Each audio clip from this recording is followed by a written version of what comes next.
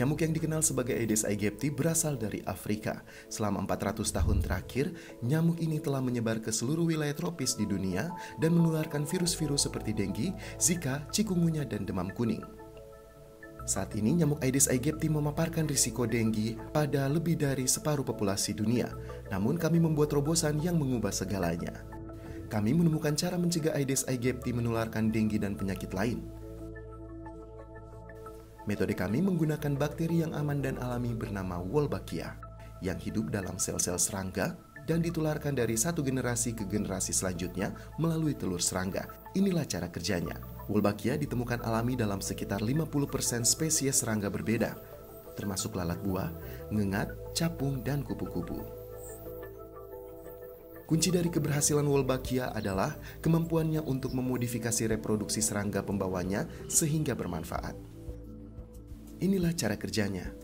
Jika serangga jantan yang memiliki Wolbachia kawin dengan serangga betina yang tidak memilikinya, telur-telurnya tidak akan menetas.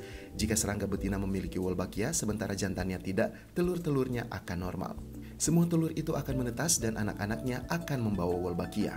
Jika dua serangga yang sama-sama membawa Wolbachia kawin, telur-telurnya akan menetas dan semua anaknya akan membawa Wolbachia. Selama beberapa generasi, jumlah serangga yang membawa Wolbachia meningkat dengan cepat, hingga hampir semua serangga dalam populasi memiliki bakteria itu.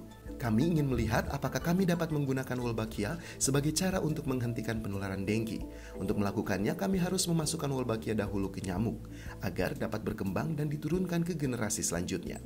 Menggunakan jarum mikroskopis, kami mengambil Wolbachia dari lalat buah dan memasukkannya secara langsung ke telur-telur Aedes aegypti muda. Butuh usaha ribuan dan ribuan kali, akhirnya kami berhasil. Setelah membawa Wolbachia, nyamuk menurunkan bakteri itu ke anak-anaknya tanpa harus memasukkan Wolbachia lagi. Lalu kami mengambil nyamuk yang membawa Wolbachia dan menularinya dengan dengue dan menemukan hal yang sangat menarik.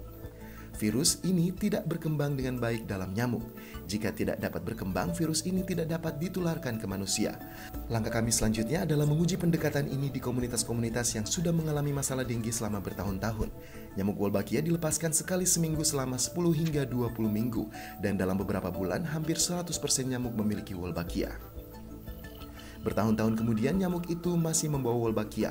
Hasilnya jelas, kasus dengue menurun secara drastis dalam komunitas-komunitas yang melepaskan nyamuk Wolbachia. Kami berharap dengan keberhasilan yang berkelanjutan ini, metode pengendalian dengan Wolbachia akan melindungi kesehatan hampir 4 miliar orang di seluruh dunia yang hidup dengan resiko dengue dan penyakit lain yang ditularkan nyamuk setiap hari.